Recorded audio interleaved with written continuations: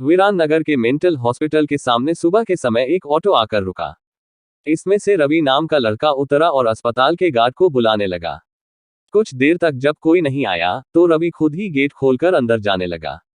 जैसे ही रवि ने गेट खोला, एक आदमी ने उससे पूछा कि तुम टीवी ठीक करते हो? रवि ने जवाब दिया, नहीं। यह सुनते ही उस आदमी ने रवि को जोरदार थप्पड़ मारते हुए कहा कि यहाँ से अभी सिर्फ टीवी ठीक करने वाले को अंदर आना था, तुम यहाँ क्या कर रहे हो? रवि को कुछ समझ नहीं आ रहा था।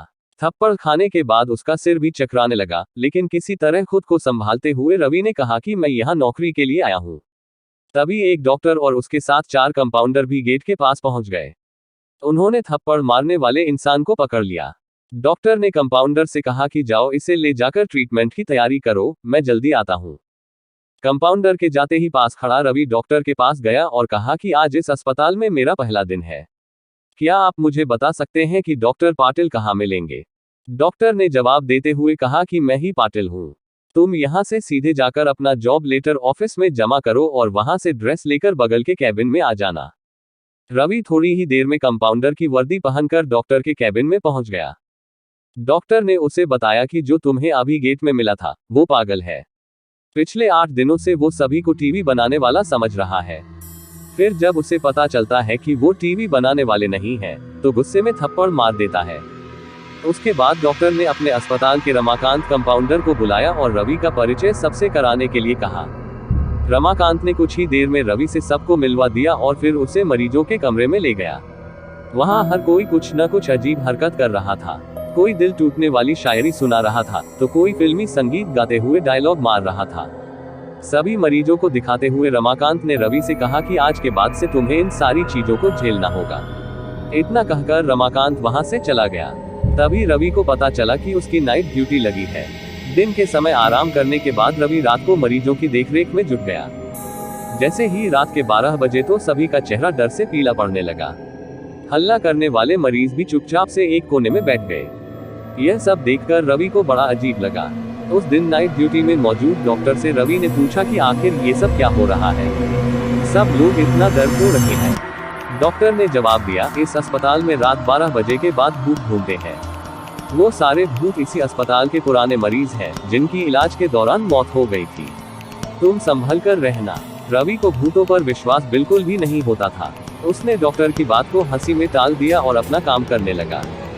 उसी रात रवि अकेले बाथरूम जा रहा था। तभी उसे लगा कि कोई उसके पीछे है।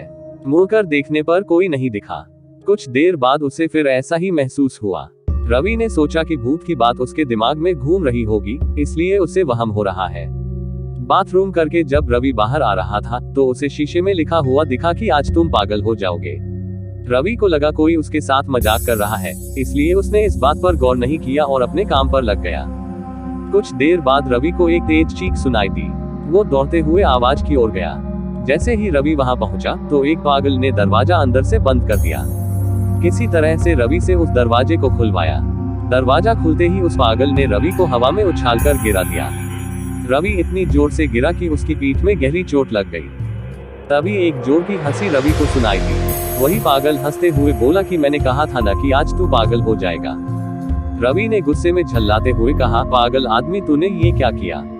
रुक, तुझे अभी बिजली का झटका देता हूँ। पागल ने जवाब दिया, अस्पताल में मिलने वाले बिजली के झटके से ही तो मेरी मौत हुई थी। अब तू क्या मुझे कोई शौक देगा? अब मुझे इनका डर नहीं। इतना कहते ही उस पागल भूत ने रवि को एक हाथ से पकड़ा और दूसरा हाथ स्विच बोर्ड में डाल दिया। इस तरह से रवि को बिजली का इतना तेज झटका दिया कि उसकी चीखों से पूरा अस्पताल गूंज उठा। रवि की आवाज सुनकर अस्पताल में मौजूद नाइट स्टाफ दौड़ते हुए उस कमरे की तरफ आए। सबको वहां रवि बेहोश हालत में मिला। तुरंत रवि को मरीजों के बेड पर लेटाया। उसी दिन से रवि की दिमागी हालत खराब है। अब रवि अपने आप को उस अस्पताल का डॉक्टर समझता है। अपनी पागल स्थिति और डॉक्टर बनने के वहम के चलते रवि ने ब्लेड से अब तक कई लोगों का पेट काट लिए हैं। हर रात उस भूतिया अस्पताल से रवि की तरह ही चीखने की आवाज आती है और किसी न किसी को वो भूत रवि की तरह ही पटक देता है। ये चीखने की आवाज हमेशा उसी समय आती है जब रवि को बिजली के झटके दिए जाते हैं।